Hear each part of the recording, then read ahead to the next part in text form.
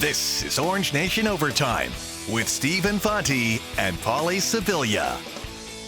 Welcome into Orange Nation Overtime, everyone. Alongside Paulie Scibilia, I'm Steve Infanti. Big news today that we started the show with. Syracuse will be playing UConn in an exhibition game to open up the men's basketball schedule. It's a neutral site game at Mohegan Sun in Connecticut. So Syracuse will have 3 exhibition games, one against UConn in Connecticut, one against Niagara and Buffalo, and then the one against Siena, rumored to be being played in Albany. And you and I both thought, great idea, why not? Financially beneficial, you get to test yourself, but yet we had some listeners who were not too pleased about that, Paul. Yeah, which is weird to me, but it's a good way to make money for the program. Bottom line. Yeah, and that is important. I was going to say at or near the top of it's at the top of the list right now, right? I mean, especially for exhibition games. Yeah, why not? Yeah. Right, why not? If you can get paid to go play an exhibition game at a casino somewhere, go ahead. And I saw Mike Waters over at Syracuse.com. He's one of our Orange Nation contributors here on News Channel 9. He suggested, he said, listen, don't be, I'm paraphrasing, but don't be surprised if we see UConn on the regular season schedule moving forward. I agree with him. I think that this is a precursor to getting UConn back in the mix on even if it's a semi-regular basis. Jerry wants to play UConn. Yeah, and we also know John Wildhack was working on it at points, as he said on the football broadcast. Right. So when we heard that there was going to be a game in the Garden, we said it's probably either against St. John's or UConn. And they got St. John's in the Garden. They've got UConn back on the schedule now, even from an exhibition standpoint. I do think we're going to see Syracuse-UConn during the regular season, most likely moving forward. Speaking of basketball, it is NBA Draft Day, at least round 1 tonight on News Channel 9. And I know you'll have round 1 on the radio side of things as well, Paulie, right? On and ESPN Radio. And round 2. We'll have round 2 as well. Round 1, though, tonight. And everybody's wondering, what the top 4 looks like. Some really good players, obviously, in that top 4. It's being called a generational draft. A.J. DeBonsa at the top of the list. Cameron Boozer's in the class. Darren Peterson, Caleb Wilson from North Carolina. Syracuse fans saw 3 of those guys this year, although Peterson didn't play against Syracuse. But 3 SU opponents are in the top 4 picks this year. The big news, though, today is that Giannis got traded, and we thought this was going to happen prior to the draft. It came down between the Celtics and Heat, Paulie, and he's going to Miami. The Heat prevail, Steve. Yeah. And it's a good get for them. It feels like they gave up everything. Gave up a lot, they did. Gave up a bunch of picks, gave up a bunch of players. We're going to be potentially in 6 years going, and this draft pick was for the Giannis deal. So. Yeah, for sure. There is definitely going to be some of that. We did bring on Cameron Azair. He's a sports reporter and anchor at WFRV in Green Bay. One of my former students in Newhouse, has done very well. He covers the Bucks. He's actually set to go to a station in Milwaukee coming up next month. And so we got his thoughts on the trade and the NBA draft, and even asked him a few Cuse questions as well. Here is Cam Azair, and we let him off asking for his reaction to the Giannis trade. I think they were going to be winners in any sense of the word, and I say in any sense of the word because when you lose an icon like Giannis Antetokounmpo that brings a championship to your small market city for the first time in 50 years, you will never consider yourself a winner. I was texting with a few friends in the state and people that cover the Bucks and have just lived in Wisconsin most of their lives, and I think that the overarching consensus is, hey, we're sad that this is happening, but they were going to be winners because Giannis was about to play in the last year of that massive 3-year, $186 million extension anyway. His relationship with the Bucks was so severed. I mean, guys, over the last year, just the comments that he was making of, I like to be the villain. He was booing his own fans when they were booing back at him in one game in the middle point of the season. Not to mention, he talked about how he's letting his agent do all the work, and he had never publicly went out and said he wanted to leave the Milwaukee Bucks, but it felt like through the grapevines that was going to happen. I think they got back what they were supposed to get back. I actually described it the other day as an angel and devil scenario of the 2 finalists that emerged were the Celtics and the Heat. The devil situation is going with the Celtics offer. You bring in Jaylen Brown. You could still be somewhat of a contender under new head coach Taylor Jenkins. You still pick in the first round of tonight's draft at 27 where the Celtics are. You get a first round pick in the future as well, but you get to stay a contender in the East, even though you're probably in that middle of the pack with teams like Orlando and and Atlanta and teams like that, or you go with the Angel situation, which was pretty much the exact same offer that they got at the trade deadline, reportedly from the Heat. Of those 4 young pieces, you get a bunch of draft picks as well, and you plan for your future. And I think it was a juggling act in the Bucks front office of what do we want to do, because you still want to sell tickets, you still want to make this team seem valuable because they are a small market team. You got to do a lot more than other teams have to do, but they got back what they were supposed to get back. They're planning for the future. They got draft picks in 2031, 2033, 2030 as well. This is the exact same situation that the Thunder put themselves in, planning 5 years down the road. And what did they do? They got Shea 3 years before he could actually be a key piece to that team. And then when they drafted Chet and they added all those guys, I feel like they got exactly what they were supposed to get, but there was definitely that juggling act of, do you go the Angel of prepping for the future or the Devil of we can still be relevant now? I think they took the best deal. You know, as you alluded to a moment ago, Cam, sometimes these things can get ugly, right? The star player's been there so long, fans feel betrayed that he doesn't want to play there anymore. And I'm not a Bucks fan, but I am, I do watch the NBA. I like Giannis. I think most people who, from the outside looking in, like he always works hard. I feel like he always says the right thing. He stays out of trouble. How is this going to impact how he's received in Milwaukee moving forward? Is he going to be beloved when the dust settles, or are there still going to be some hurt feelings when he comes back in a Heat uniform next year? It's a great question, because this saga, and I'm calling it the Greek Freak saga, because it's been 12, 13 months of speculation, and knowing that the relationship between him and Bucks general manager John Horst hasn't been at its best. It's well reported that Horst isn't a Rob Pelinka type. He's not someone that is going to be boots on the ground in front of the media at all times discussing things with his players, while Giannis, he wanted an open line of communication, but that's just not who Horst is. And because of this 13-month stretch, yes, you can look at it just as the LeBron James move to Miami from Cleveland and say he was so beloved, he did everything he could for that organization, but it felt sour toward the end. Because of what the Milwaukee Bucks are, if you look back to 2014-15, this was a Bucks team that financially was in trouble. And if it wasn't for Giannis helping this team out, getting drafted in 2013, developing, signing 3 contract extensions, winning this team a championship, becoming one of only 3 players in the NBA to win an MVP and a Defensive Player of the Year in the same season, go back-to-back MVPs, there's a chance that the Bucks wouldn't be in Milwaukee right now. I mean, Pfizer Forum, compared to the BMO Arena, that's the house that Giannis built. He is going to have a statue if it was an awful relationship toward the end or if it was cordial. And honestly, I don't think there was any situation where this breakup would have been cordial. Giannis wants to win. The Bucks did everything they could post-championship to help him win by bringing in Damian Lillard, knowing Chris Middleton couldn't stay healthy, shipping him off to Washington. Then the Dame situation fell apart. It felt like just bad luck after bad luck, because remember, they were still the 1 seed a year after they won the championship. So I don't think that there would have been any situation outside of Giannis publicly coming out and saying, I never want to be in Milwaukee again, and this city stinks, just as LeBron James said on that YouTube golf video. I don't think that there was any situation where Milwaukee wouldn't receive Giannis Antetokounmpo well at the end. I think his legacy is still one of the 2 best players in franchise history outside of Kareem Abdul-Jabbar. So I don't think that this does anything. There might be a little sour taste over the next year, but he's still getting a statue. His jersey will still be retired. And everyone, from what I've gauged from people I've talked to, everyone still loves Giannis.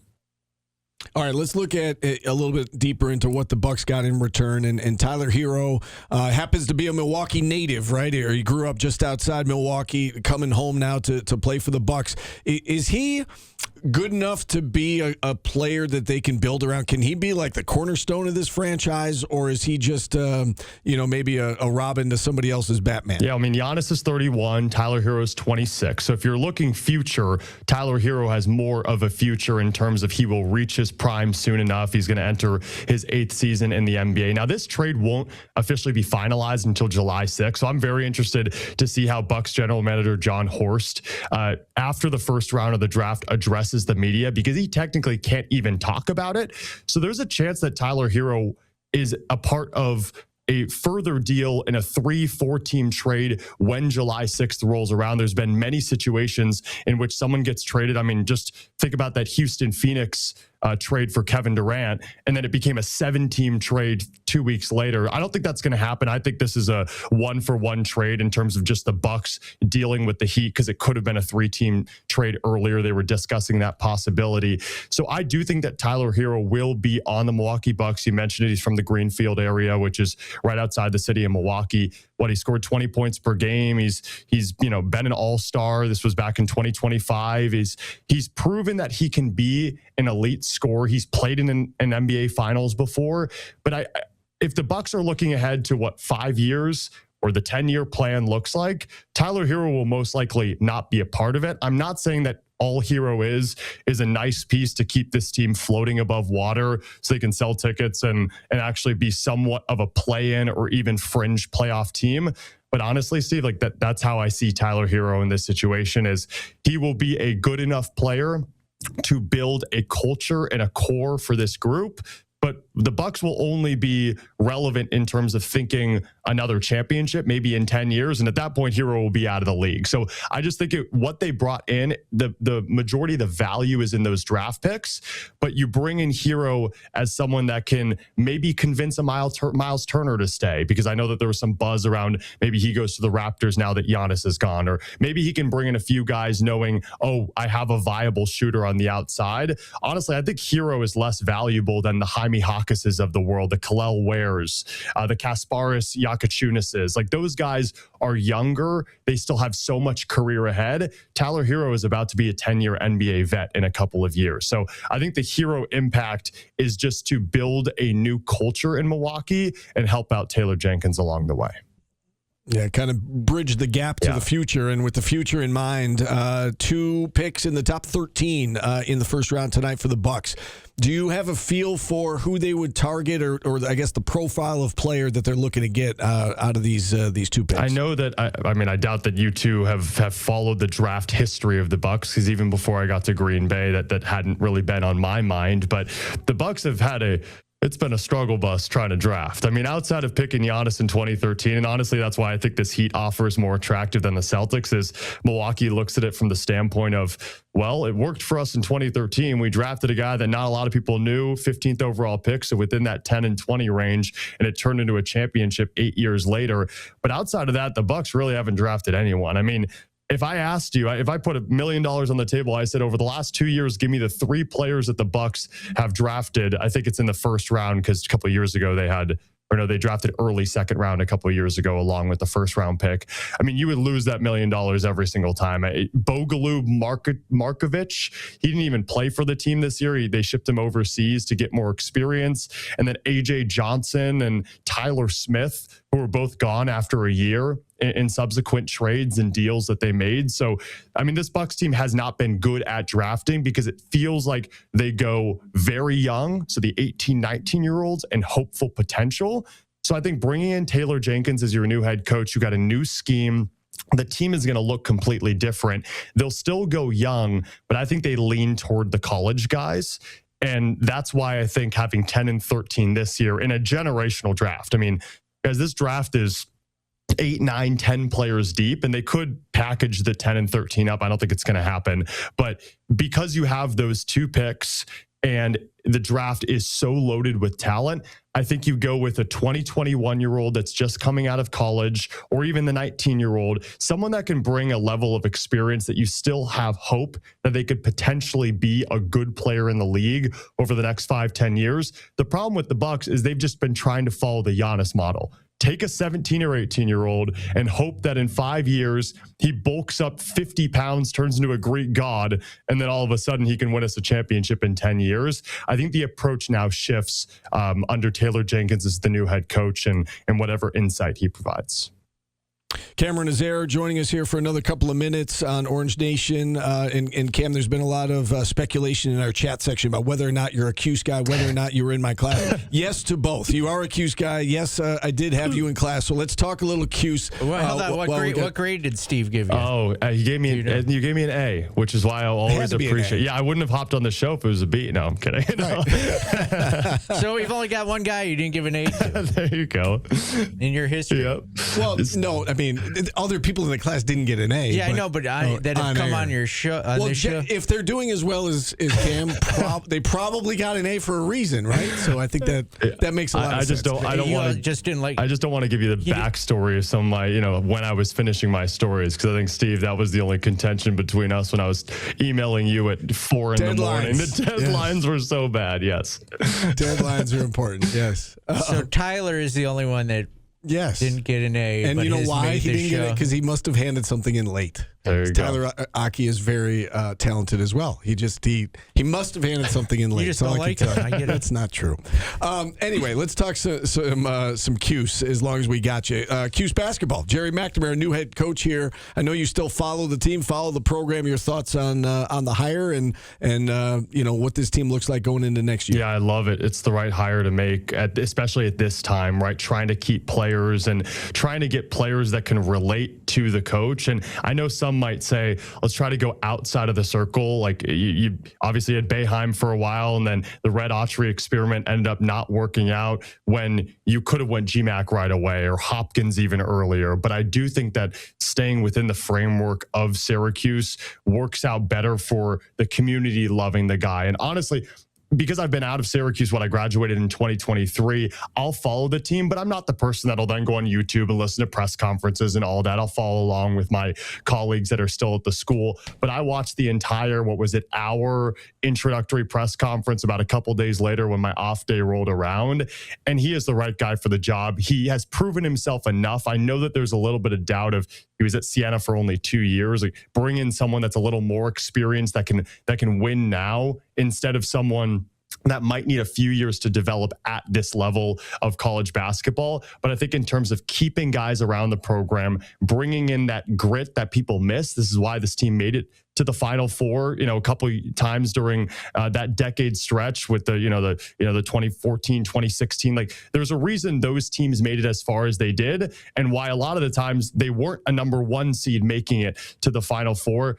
You have that grit, that determination. That's what Syracuse is all about. So I absolutely love the hire. And I do think by having GMAC, you don't just bring in guys that are good for the program. You also keep a lot of the guys that are currently at it, like a Kyan Anthony. I do think that Kyan might have left if it wasn't for GMAC. All right. And you've got a couple of Cuse guys that you cover with the Packers. Zaire Franklin, now a member of the Packers, and Kyle McCord in that quarterback room there. How do the two of those guys fit into things? Yeah, so it's funny. It's like a Syracuse connection here in Green Bay. The guy who writes for The Athletic, Matt Schneidman, he wrote for the Daily Orange at Syracuse, graduated in 2018. My roommate, my coworker, Carson Fowler, graduated from Cuse last year. Obviously, I'm a Cuse guy. I think you guys know the name Michael Gross. He was a grad student, graduated in 2023 as well. So I think a few of the players are a little fed up with the fact, or at least maybe they're happy that there's some familiarity, because we've gone up to them and say, hey, by the way, we're Syracuse alums as well. Zaire Franklin is such a good fit for this team. And he is what I was just talking about with a GMAC, where he just embodies what Syracuse is about. He talked about how his communication is his biggest strength, how when he showed up to Green Bay and Lambeau Field, the history of the place, that's what really got him there. And again, that's what Cuse is all about, right? You walk into the Dome, you think about the history that has been made there, and he's going to add to this Packers linebacking core, helping out a young guy like Edgerrin Cooper and that defense under new defensive coordinator Jonathan Gannon. I know that a couple of years ago, he led the NFL in tackles, and last year just wasn't one of his best seasons. But someone did ask him, do you feel like you still have a shelf life here in the NFL? Or are you kind of nearing the end of his career? And he said that my worst seasons are some of the best seasons for others. Like, he has that mentality that he's going to bring to Green Bay, as he did Syracuse. As for Kyle McCord, Kyron Drones out of Virginia Tech, he was brought in as a competitor to Kyle McCord for that 3 and 4 spot. That is usually a practice squad spot for the Green Bay Packers, because they have Jordan Love as their starter. Tyrod Taylor is an experienced backup going into his 17th season. So I think at the very best, Kyle McCord is fighting for a practice squad spot. So he won't be really featured on this team, but I do think that because the backup quarterback is going into his 17th season, if Taylor's not here next year, if McCord gets that spot over Drones as that practice squad guy, once Taylor's out the door, McCord could slide in at that number 2. But we've asked Matt LaFleur about Kyle McCord. And again, McCord's a young quarterback. They haven't really put the pads on. They haven't really shown what they're all about. So by training camp, when the first date's July 29th, maybe I can talk to you guys more about that. But it's cool to have some Cuse guys in that locker room. Again, NBA draft coverage tonight on News Channel 9. Round 1 tonight, round 2 tomorrow, and you can listen to it on the radio side of things on ESPN Radio Syracuse. Golf also in the news today, Paulie, and there's been a lot of talk and speculation and rumors about what the tour is going to look like moving forward. And today we got some answers in terms of what it looks like, and essentially they're going to have the normal PGA Tour where all the best players are playing. The top 90 in the world are going to be part of this championship level tour, and then they're going to have almost like this B tour where these guys are going to play. I don't want to say lesser guys, but the guys who are outside the top 90, top 100, they're going to play on this almost like minor league tour moving forward. That's just one of the changes. And will people be working their way up and down? So there is relegation. Like you will fall if you finish. Yeah, exactly. If you fall outside the top 90, you're going to drop into that lower tier. They're going to, I believe, have up to 20 players who are going to be promoted after the season into the champions, the championship level tour. There's some match play events involved. I mean, there's a lot of changes. Very interesting. We had another Cuse guy on our show today, PJ Clark with Fried Egg Golf. He came on to talk about the changes. We let him off, though, by asking him about the U.S. Open and what impressed him the most about Wyndham Clark's play down the stretch, that he was able to get it done over the weekend. I don't know if I want to call it adversity, but kind of not only defeating Scotty Scheffler in a final pairing of a major, which is something that is hard to do, even when you built out quite a lead in front of him there. But Sam Burns charging and Wyndham, took down the crowd, as you mentioned. That was rooting against him. I think some of the Ryder Cup takes comparisons were slightly overblown a little bit. I don't think it was much that bad. No personal attacks, but not rooting for the guy for sure. But I think staying composed and he mentioned that, you could hear on the broadcast routinely every time he got over a shot, every time he and his caddy, made a decision, good process, trying to stay in that. Wyndham obviously has had documented, mental work with his sports psychologist, and that to me really showed on Sunday in the face of a crowd that certainly was not rooting for him. Now, in terms of Scotty Scheffler, you look at the way he's played this year, and I think most people say, he's having an off year. He hasn't had his A game, and yet, I just pulled up his results as we're talking here. He has not finished outside the top 25 this year, right? And he didn't have his A game, and he finished 4th at the U.S. Open. What do you make of his game this year? And I guess I don't want to say what's wrong, because he's still consistently right there, but he's just not quite the Scotty Scheffler recently that we've come to grow and expect the last couple of years. Yeah, I mean, just across the board, it does not seem like his swing is the same as it was last year. Brandel Chambly on Live from Golf Channel did a great breakdown this week that his swing is a little steeper and it's changing. I felt just, anecdotally watching him at Shinnecock this week that maybe the feet were a little bit more out of control. The finishes where he's trying to hold off a big fade and just, his body gets ahead and he's trying to do it all with his hands. And Scotty's got a very wacky golf swing that's well documented. So I think he's just not as dialed as he was for the last couple of years. And that could come with, he's got 2 kids now. He's getting older. He's just turned 30. Like, your body changes, your swing changes as your body changes. I think obviously the pace of play, the pace of winning that he had last year, 2 years ago was, it's unsustainable for anybody that isn't Tiger Woods, essentially winning, 7 times in a year. So I don't think anybody necessarily expected that to continue. But yeah, if you told me that we're here at the Travelers and Scotty only has 1 win of the year and it was at the Amex, I would be pretty surprised. It doesn't make a lot of sense just from the nuts and bolts results standpoint. But he's obviously the best player in the world still, and the wins will come. If he won at Royal Birkdale in 4 weeks here, I don't think anybody would be surprised. All right, let's talk about these changes that have been rumored, and today some of them were announced. What's the biggest change in your mind to the way the tour is going to operate moving forward? Yeah, it seems like the biggest change is there's going to be two, essentially, a PGA Tour and a PGB Tour, which is something that we've joked about, people have mentioned over the last couple of years, but now it's in writing. It's what's going to happen in 2028. There's going to be, a track one, the Championship Series. These are going to be the biggest events in the world. Your majors, your Players Championships, your Ryder Cup, your President's Cup. Those are all folded in, where you're going to get the best players in the world, the best 120 players are going to play in those events. So those are your signature events. Currently, Travelers will be on that list, I'm sure. Torrey Pines probably will be on that list, Pebble Beach, iconic PGA Tour venues like that. And then you're going to have the Challenger Series, which is going to be 144-man, your usual field sizes. That is, Rory called it the glorified Korn Ferry Tour last week, and it basically is. You're paying for $25 million purses on the A Tour, and down here you're paying for $4 million purses, and it's going to be interesting to see. 90 guys are going to stay year over year in this promotion relegation system. 90 guys, the top 90 get to stay in Tier A, and then I believe it's 20 guys are going to come up from the B tier, with this 10 kind of in the middle, still trying to figure out what they're going to do with that. Maybe medical exemptions, maybe DP World Tour. So I think just having this all in writing, and that now there is essentially two tours within the actual PGA Tour is kind of the biggest change.